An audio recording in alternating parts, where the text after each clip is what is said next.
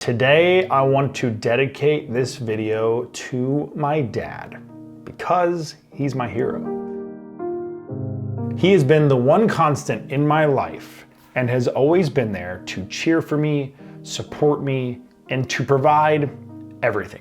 From a young age, losing my mom all the way up until who I am now, my dad has always been there to provide and support. Whether it's literally providing food and clothes and shelter, or providing encouraging words and a shoulder to cry on, he's always been there. My dad is this driving force for me in so many ways, and making him proud is fuel for everything that I do. I think some people reminisce about heroes that are not here anymore or people who they've never met, but my dad is still here, and he's my dad, and he's my hero, and that might be kind of cliche or corny or whatever, but that's what it is. He has an incredible work ethic. He is a man of great integrity, and he shows up for people constantly. If my dad says he's going to do something, he does it. And the level that he does it is at like a freaking 12 out of 10. He's reliable, people count on him, and he never fails. There's not been one time in my life where I've seen someone, whether it was a friend or a friend of a friend or a family member or a friend of a family member or somebody around the periphery, asking my dad for help and he doesn't show up. He shows up every time. It's little things, it's big things, it's advice, it's physical help. It could be, hey, will you come help me install a cabinet this weekend? Or can you bring your van over and tow my trailer over to the barn so I can pick up all the scrap metal that needs to go to the junkyard? It's, hey, can you install carpet in my son's bedroom this weekend? If he can do it and he has the time, he does it. He helps elderly people, he helps our family, he makes sure the grandkids have everything that they need. But I don't think he looks at that as taking away from him. I think he really, truly looks at it as having a purpose and being useful. He's such a good example for everyone around him, including, maybe most importantly, the younger generation, the grandkids, the people who get to see what a real man is through his actions. I love it. And I'm so proud of him for being the man that he is. And I'm proud to be his son, which I will probably repeat a lot because I just am. From the time I was 5 or 6 years old, I wanted to work. Like literally, I wanted to go be at work. I wanted to work. I wanted to go to an office or a job site or a store. I wanted to work. It's kind of crazy, but watching my dad work and provide for his family is what I interpreted as being useful on this earth. So I wanted to be useful. My dad's a tradesman. He does hardwood floors for a living. And when I was younger, he also installed carpet and vinyl. And there's something really gratifying about that. It's hard, earnest, honest work. When you build something with your hands and you have something tangible to show for it, that's really cool. And for him, people would admire his work because he's so good at it. He is a master craftsman. There's a sense of pride in what you do. And I know that he has a sense of pride in what he does. It's awesome. I always saw that coming from him, and I always knew that that's what I wanted to have in my life, that sense of purpose and pride. So when I was 11 years old, I begged my dad to help me get a job as a paperboy. In Grand Rapids, Michigan, the minimum age to be a paperboy was 12 years old, but I begged. And my dad took me down to the Grand Rapids Press. He told me, hey, if you want to be a paperboy, you got to pitch yourself. You need to sell them on why you, Josh, are a good bet for the Grand Rapids Press at 11 years old. I love it. And we did it. We went down there and we sat in the room and my dad sat next to me and I did my little spiel to the manager of the Grand Rapids Press or whoever it was, the manager of the paper boys. And, I'm sure my dad had a lot more to do with it than I did, but I got it. It's like my dad effectively co-signed for the job, and the Grand Rapids Press let me be their youngest paper boy at 11 years old. I did it. I got my paper route. And I thought that was amazing. It was amazing that my dad supported me because he knew I was passionate about it.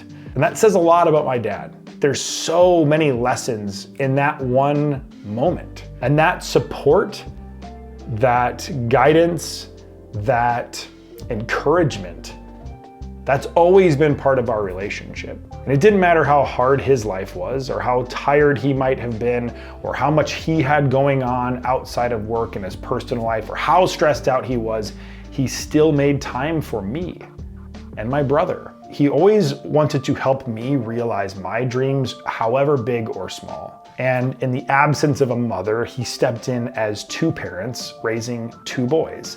I don't know many other people who could do that, and that is nothing short of incredible. My life could have taken any number of turns. I could have gone down any number of paths. Things could have gotten darker and more destructive and depressing because of my abandonment issues. But he was there to fully counterbalance what I had gone through. He helped me realize that there was so much more to this life. If I just could grab the bull by the horns, I can create my own life intentionally. I can do that. He taught me that from such a young age. Knowing that I had someone who believed in me and showed up for me kept me from going places mentally and emotionally that I don't know if I would have come back from. He saved me from a lot of darkness without ever calling it that.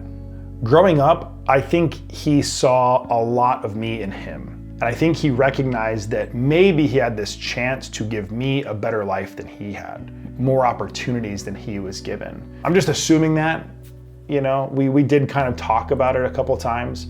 Dad, if you're watching this, I'm sorry if this isn't completely right. This is just how I remember it. Growing up, I don't know if my dad had the most opportunities. And so, like a lot of parents, when you're able to kind of rewrite history and do it yourself, you're gonna want to do that. And your kid is the first obvious kind of outlet for that. You can live vicariously through them and help them get the life that you never had. And I think my dad did that. When I was playing hockey, my dad wanted me to be the best hockey player in the world. He didn't push me though. He didn't force me.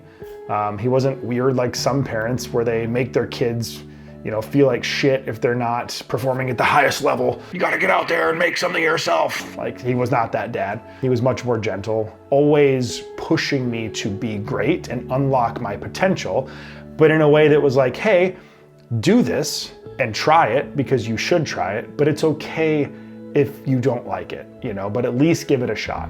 Play out this season, but don't quit. One thing we never did, we didn't quit. He taught me a lot of great life lessons. Fortunately, I loved hockey and it was all I could think about. I think he dreamed that maybe one day I would be so good that I would get into college and then the NHL, and then that he would have an NHL hockey player son. That meant a lot to me. It meant a lot that he believed in me, for sure, but I was never that good. Sorry, Dad. It doesn't matter how much I practice. I was never going to the NHL. But, that belief, that is one of the reasons why I want to make him proud. I know it's important to him that his son makes something of himself.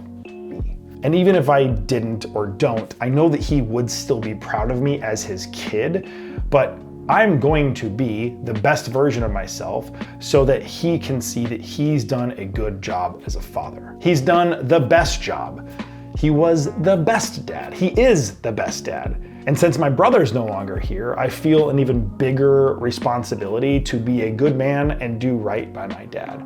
I feel like I have this responsibility to my dad because of my brother's death. I feel like my dad and I have a responsibility to each other. Like, he feels responsible to me as a dad, the provider, mentor, the teacher, the friend, and I have a responsibility to him to be a good man, to do right by him, to make him proud, to make the Mattingly name something worth talking about. I want to be beneficial to the world. Everything I do for my dad and my brother and myself, but like mostly to my dad and my brother. Growing up, we were the three amigos. I want to make those guys proud. My dad was one of 9 kids. Crazy. My grandma, she's a Catholic woman. She's like, I'm gonna keep having babies until the good Lord won't let me. Holy crap, she had 9. And he was smack right in the middle. And I imagine that might be kind of a tough life. I imagine you could probably get looked over pretty quickly if you are one of 9 kids. He didn't go wanting for anything. You know, my grandma and grandpa provided. My grandpa, even though he was a little bit of an alcoholic, still worked and provided and put food on the table. And my grandma worked with my grandpa and took care of the house, made sure the kids had everything they needed. I don't know much about my dad's childhood outside of the pictures I've seen, the stories I've heard from my aunts and uncles and my dad, obviously. But I can tell that my dad wanted to do something greater. He wanted to make sure he didn't go down the wrong path, too. Out of the 9 kids, a handful of my aunts and uncles took to hard drugs for a long time. You know, this is like 70s, 80s, disco era, you know, coke was everywhere. So they were doing some hard drugs, some cocaine, some meth, maybe some pretty crazy stuff. Some of my aunts and uncles are born again Christians now, and they cleaned up their lives, and I'm very proud of them for that, for sure. But my dad was one of the few who didn't do that. And it would have been easy for him to go down that road too. It would have been easy for him to mess his life up, but he chose not to. He chose to be a good man and take the high road. I love that. When he was 23, he and my mother accidentally had a child. Me. When you are 23 and 21 years old, respectively, as parents, you don't have a blueprint for that. There is no playbook. Everyone tells you how weird or hard it is going to be when you have kids, but you don't actually know until you do it. Dude, I was so ill-equipped to have a kid at 23. So the fact that my dad had to become a man while also becoming a dad is, it's freaking powerful, man. It's nuts. 23 years old with a kid. He's told me that even though it was hard, he knew it was the best thing. I think he was proud, and it gave him a new sense of purpose. And when I look back at photos of us from when I was a kid in the 80s, you can see the pride in his face. The way he looked at me and my little brother, you can tell that he was so pumped to be a dad. Conversely, and maybe unsurprisingly, when I look back at photos from my mom and I, she was rarely smiling in those pictures, especially when there were kids around. You know, I think she was probably always dying a little bit on the inside. My dad did it. He was always a provider, even though he was young. You know, like I mentioned before, my dad was a floor guy. He was doing physical work, long days. I think he has a lot of dignity and pride in what he does. He shows up and gives 110% of himself, and I love that. That's awesome. He had responsibilities, but I don't think he ever felt obligated in a bad way. You know what I mean? Like, there was no negativity toward the fact that he had kids. He did his work, and he came home and he provided. A quick related tangent. My Uncle Carl and my dad worked together. Carl has 3 sons of his own, and so the 2 dads had 5 boys, and we would all hang out together. So my 3 cousins, me, and my little brother, and we were just this happy-go-lucky bunch of boys with cool dads who we got to go to job sites and work construction, and we all loved that, man. Every one of us sons worked for our dads at some point in our lives because our dads are our heroes. You know, they were larger than life. They were kind and compassionate, and they cared, and they provided, and they were manly, and it was cool, you know? And when you're a kid and you don't know how to build a house or put in a floor or like hang drywall, and you see someone else do it, you're just like, oh my gosh, like, how could anybody possibly figure this out? But my dad did. Like, my dad's he's the most incredible man in the world. And that was how we all felt about our dads, you know? I learned a lot from watching him. I learned a ton about putting in effort and showing up for people and standing by your word. If my dad says he's going to do something, he does it. His integrity is incredible. And my dad created a safe space for me and my brother, which is like the softer side of my dad. And one of the things that makes him so special, even when we were dealing with our mom issues and then our stepmom issues, you know, she was eventually out of the picture pretty quickly. but she caused a lot of damage in the time that she was with us. And my dad would try his best, you know? He did his best to make sure that we had that safe space.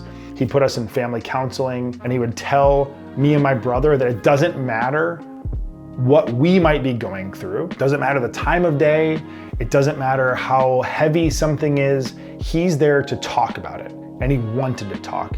He solicited conversations. He wanted us to be emotional if we needed to be. He would tell us not to harbor these things inside and to get things off your chest, because manning up is like not what we do. So it didn't matter what the subject was. It didn't matter how embarrassing it might be. He would beg us to be open. Please talk. Please don't hold these things inside. And he really tried his best, knowing we needed him, you know? We relied on him. There were times where we would cry together. My dad would cry sometimes because his sons were hurting.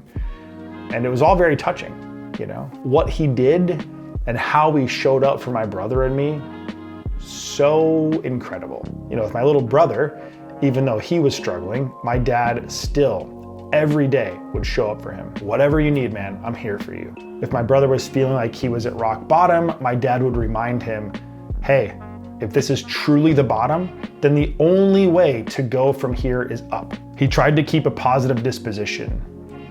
He tried to look at the bright side. He tried to get my brother to count his blessings, to find the silver linings, all of the cliches. My dad tried to help my brother so much.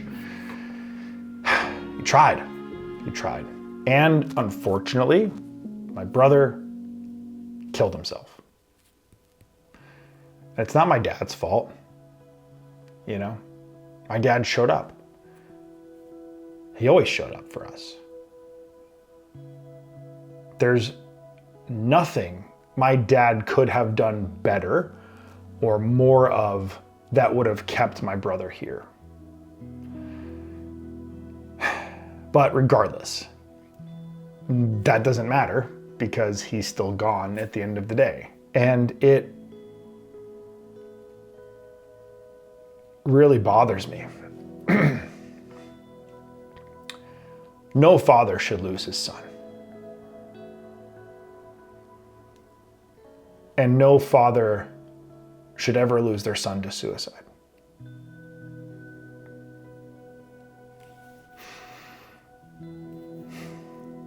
It's shocking and disorienting.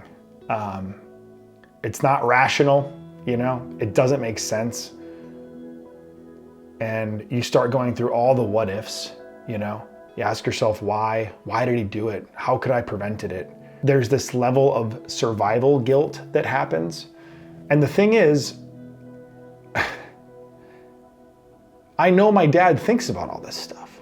Not only did my brother commit suicide, but my dad found him. My dad found him on his bed, gone. He was dead when my dad walked in the room. You know, my brother decided to do it when my dad was home. They talked that morning. They talked 30 minutes before my brother did it. And then when my dad went upstairs, he found his son lying in bed, deceased.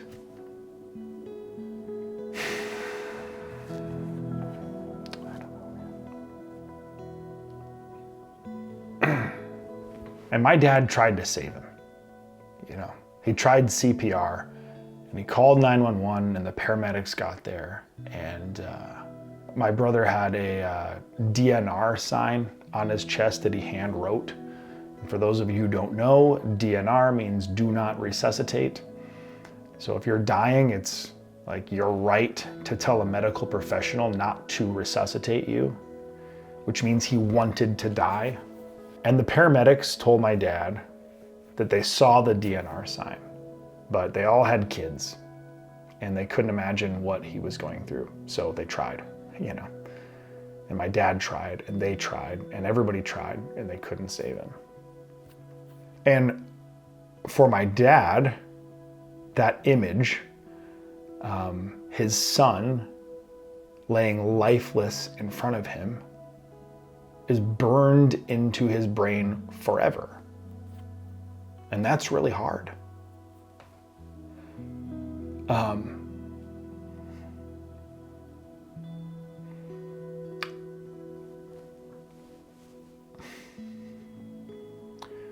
I know my dad still has nightmares about it. I wish I could take that pain away from him. My dad is such a good man, and he doesn't deserve that, you know? He didn't deserve it. But life has interesting and cruel ways of helping us get stronger. And I think that if he was forced to witness that, I just pray every day for him that he finds the strength to get over it or to use that image in a positive way. He doesn't deserve that.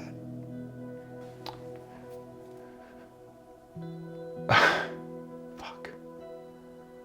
I don't know a single stronger man than my father. Having been forced to raise 2 kids on your own, multiple divorces, still holding it together. He didn't have anybody in his darkest days to help him out. He had to figure it out. And sure, you know, he had some friends and family, but for the most part, my dad carried us.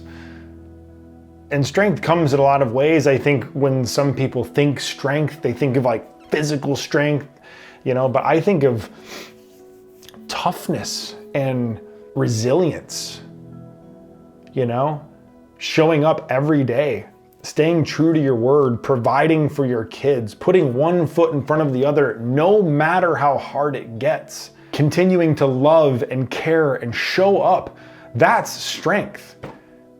That is strength, man. My dad carries this grief with him now, just like me, and it doesn't fully heal. How do we turn this into something more positive? I know that both of us are now way more in tune with mental health issues. We're way more in tune with what people need when they're going through it.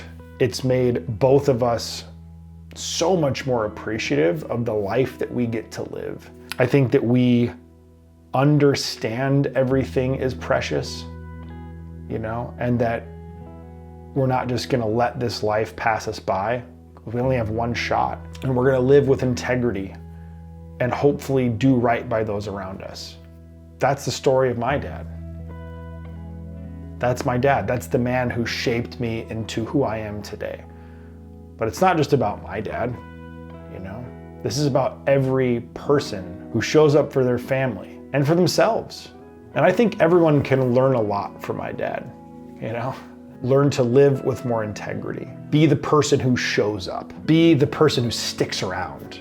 We can be stronger for the people who don't have the strength. We can share our experiences with those who have gone through similar situations. We can honor the people who are no longer here.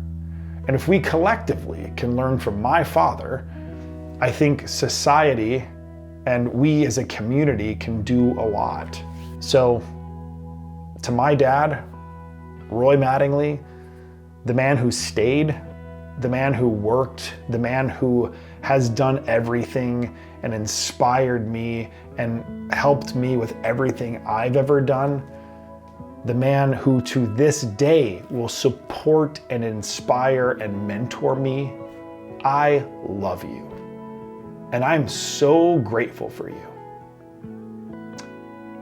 And I hope and I wish that everyone in this world can be a little bit more like you.